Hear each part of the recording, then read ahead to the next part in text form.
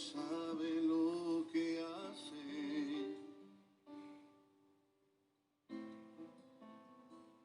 Él no llega tarde.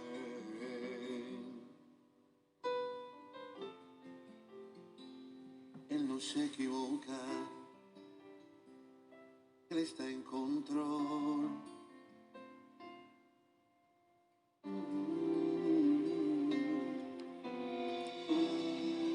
Dios sabe lo que hace.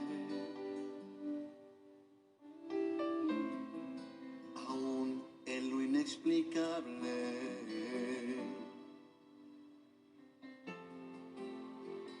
Él es incuestionable cuando algo en ti determinó. Dios sabe lo que hace. Él conoce los tiempos. No pierdas la esperanza. Él está en control. Dios sabe lo que hace. Aunque tú no comprendas, Él es tu fortaleza. En tiempos de aflicción, Dios sabe lo que hace.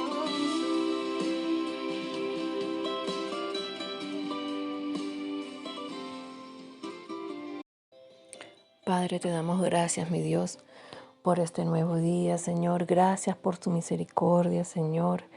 Gracias por tu amor, Señor. Gracias por tu fidelidad, Señor. Gracias, Señor, porque tú tienes el control de nuestras vidas, Señor. Gracias, Señor, porque tu palabra dice que los que te buscan te hallan, Señor. Padre, hoy clamo a ti, Señor, por las personas que se encuentran enfermas en los hospitales, Señor, aún en sus casas, por las personas, Señor, que están contagiados del COVID, Señor. Padre, que sea tu mano poderosa, Señor, sobre sus cuerpos, Señor, tocándolos, Señor, sanándolos, Señor. Creemos, Señor, creo, Señor, que tu mano no se ha cortado, Señor, para traer sanidad, Señor, para traer bendición, Señor. Clamo a ti, Padre, por mis hermanos, Señor, por los que se van a reunir con sus familiares, Señor, en estas festividades. Que sea tu mano poderosa, Señor, allí guardándolos y cuidándolos, Señor. Los cubro con tu sangre preciosa, en el nombre poderoso de Jesús. Señor, también clamo a ti, Señor, por los que presentan otras enfermedades, Señor. Que sea, Señor, tu mano sanadora sobre ellos, Señor, levantándolos, Señor. Que tú puedas obrar en ellos, Señor, un milagro creativo, Señor, un milagro de sanidad, Señor. En el nombre poderoso de Jesús, te damos muchas gracias, mi Dios. Amén. Bienvenidos a su devocional acercándonos al Señor Jesucristo del Centro de Fe y Esperanza La Calera y Huasca. Seguimos con la lectura de los 3 capítulos diarios y hoy nos corresponde el libro de Habacuc, que casualmente consta de 3 capítulos. Realmente no hay muchos datos sobre este profeta, pero algunos estudiosos dicen que Habacuc profetizó en tiempos cercanos a la destrucción de Nínive, y otros dicen que su actividad profética fue en el principio del reinado de Nabucodonosor, es decir, el año de la caída de Jerusalén. En fin, el hecho es que Habacuc es uno de los profetas menores del Antiguo Testamento. El tema de hoy lleva por título El justo por la fe vivirá.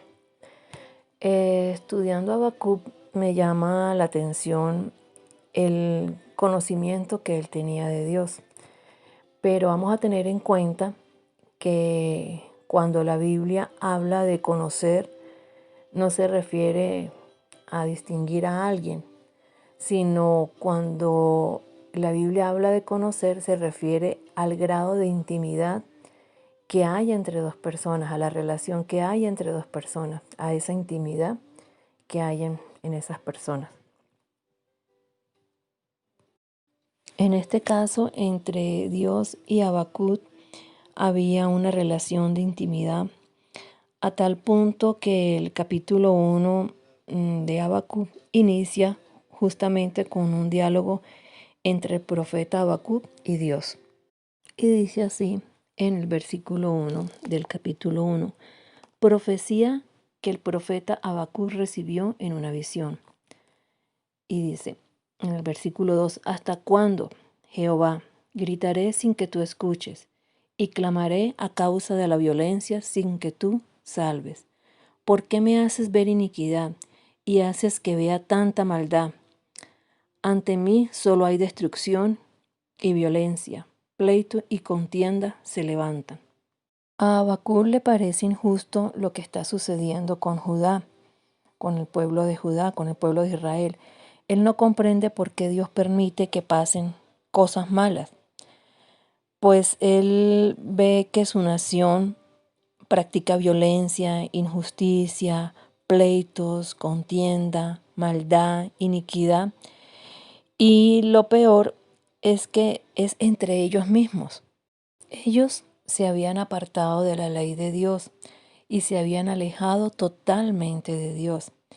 Y Habacuc se levanta como una atalaya. Él mismo dice que él se levanta como guardián, como atalaya, como un intercesor, clamando a Dios por todo lo que él está viendo y por lo que está viviendo. Pues a él le parece que en medio de tanto caos, Dios no está haciendo nada. Y Dios le responde que él sí está haciendo, que él está levantando al pueblo de los caldeos, un pueblo orgulloso, rebelde, altivo, cruel, que masacra a las naciones como castigo para Judá por haberse alejado de la ley de Moisés y de Dios. Y estas respuestas que Dios le da a Habacuc en este diálogo lo confunde más, lo llena de angustia, y es cuando él apela por ese conocimiento que tiene de Dios. Y en el versículo 2 y 13 del capítulo 1, y le dice, ¿no eres tú desde el principio, Jehová, Dios mío, santo mío? No moriremos. Jehová, para juicio lo pusiste, y tú, roca, lo estableciste para castigar. Muy limpio eres de ojos para ver el mal, ni puedes ver el agravio. ¿Por qué pues ves a los criminales y callas cuando destruye el impío al que es más justo que él?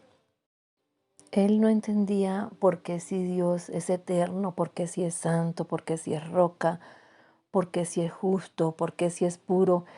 No entendía por qué entonces Dios iba a utilizar a un pueblo más malvado para castigar a Judá. Y en el capítulo 2:1 Dios le dice y le responde. En el versículo 1 del capítulo 2 él dice, en mi puesto de guardia estaré, sobre la fortaleza afirmaré el pie, velaré para ver lo que se me dirá y qué he de responder tocante a mi queja. Él toma allí esa posición de intercesor, de atalaya, y Dios le responde y le dice, escribe la visión, grábala en tablas para que pueda leerse de corrido. Aunque la visión tarda en cumplirse, se cumplirá en su tiempo, no faltará. Aunque tarde, espérala, porque sin duda vendrá, no tardará. Dios le dice a él que escriba la visión, para que el que la lea corra a obedecerla. Pero más adelante le dice, el justo por su fe vivirá. ¿Cuál es la visión que Dios le da? Le dice que aunque Dios va a usar a Babilonia para castigar al pueblo de Israel, Dios mismo hará que Babilonia caiga, pues Él no está de acuerdo con lo que Babilonia hace, ni con sus prácticas, como las riquezas por métodos deshonestos, esclavizar a los seres humanos y hacerlos trabajar mucho y por poca paga, tomar el dinero del trabajo del pueblo para gastos en sexo y borracheras, llevar al pueblo a adorar a otros dioses que no es el Dios único y verdadero. Y aunque Dios va a utilizar a Babilonia para castigar al pueblo de Israel, a Judá, Él mismo va a destruir después a Babilonia por todos estos acontecimientos, por todas estas prácticas que tenía esta nación. Habacuc, como intercesor, como guardián, como él mismo se proclama, como atalaya, él le dice a Dios que avive su obra en medio de los tiempos. Habacuc reconoce que el avivamiento viene de parte de Dios y clama a Dios por ese avivamiento. Y él también declara que la salvación viene o que vendrá por el ungido, y ese ungido es Jesucristo. Y él trae a memoria la grandeza de Dios, lo poderoso que es, su majestad, su misericordia, las maravillas que hizo con el pueblo de Israel y cómo lo rescató, cómo abrió el mar y el pueblo de Israel pasó en medio. Él empieza a declarar todas estas cosas que Dios es. Y al final él hace una declaración sorprendente en el versículo 17, 18 y 19. Y él dice, aunque la higuera no florezca, ni en las vides haya frutos, aunque falte el producto del olivo, y los labrados no den mantenimiento, aunque las ovejas sean quitadas de la majada, y no haya vacas en los corrales, con todo yo me alegraré en Jehová, me gozaré en el Dios de mi salvación. Jehová el Señor es mi fortaleza. Él me da pies como de ciervas y me hace caminar por las alturas. Y estas mismas preguntas que le vinieron a Habacuc a su mente al comienzo y que él le expresa a Dios estas quejas, cuando nosotros le hablamos a, a las personas de Dios, muchas veces, a mí me ha pasado, yo creo que a ustedes también, que nos dicen esto mismo. Bueno, pero si existe Dios y si Dios es tan grande y si Dios es tan poderoso y si Dios es de misericordia, entonces, ¿por qué hay tanta maldad en el mundo? ¿Por qué hay tanta violencia? ¿Por qué hay tantas violaciones? ¿Por qué hay tantas guerras? ¿Por qué hay tantas muertes? ¿Por qué hay tantas enfermedades? Y nos llenan de esas preguntas. Pero al igual que el pueblo de Judá, ellos no reconocen que se han alejado de Dios, que se han alejado de su palabra, que no han querido conocerlo, es decir, que no han querido tener una relación con Él, que aunque Él se ha manifestado de muchas maneras a ellos, ¿verdad? A través cuando nosotros le hablamos, cuando le hablamos de Jesús, que es ese Salvador del que está hablando aquí Habacuc, ellos no quieren entender, no quieren escuchar, ¿sí? Ellos quieren el bien, pero no quieren buscar de Dios. Y así como este pueblo que fue rebelde y desobediente y trajo destrucción para ellos mismos, asimismo sucede. La consecuencia de la rebeldía y de la desobediencia y de alejarnos de Dios es la destrucción de los pueblos. Sin embargo, Dios en su amor y en su misericordia envía a su Hijo Jesucristo para que nos acerquemos a Él, para que nos relacionemos con Él, para que volvamos a tener esa comunión con Él. Pero el corazón está endurecido, lleno de soberbia, y no quieren volver sus ojos a Dios. Y lo que Dios está aquí enseñándonos a través de Habacuc es eso, que esa desobediencia y esa falta de fidelidad fue lo que provocó que Dios castigara a este pueblo de esta manera. Pero sin embargo le da una esperanza, que va a venir un Salvador, que va a venir un ungido que va a socorrer a ese pueblo. Y le dice que el justo por la fe vivirá, ¿sí? Si nosotros nos acercamos a Dios, Él a través de su sangre preciosa, Él nos justifica. A través de la sangre de Cristo somos justificados. Y dice que el justo por la fe vivirá.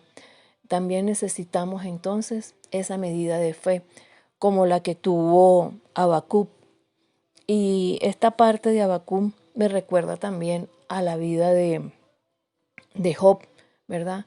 Como Job en poco tiempo lo perdió todo, ¿sí? Perdió sus hijos, perdió todas sus propiedades, perdió todo lo que tenía, perdió hasta su salud.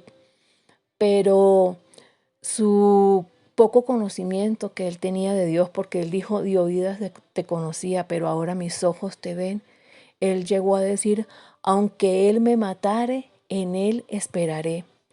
De esta misma manera está diciendo Habacuc que aunque la higuera no florezca, ni aunque en las vides haya frutos, aunque falte el producto del olivo, ¿verdad? Él dice que su fortaleza está puesta en Dios. En algún momento de mi vida a mí me pasó igual. Yo en una semana me pasó de todo.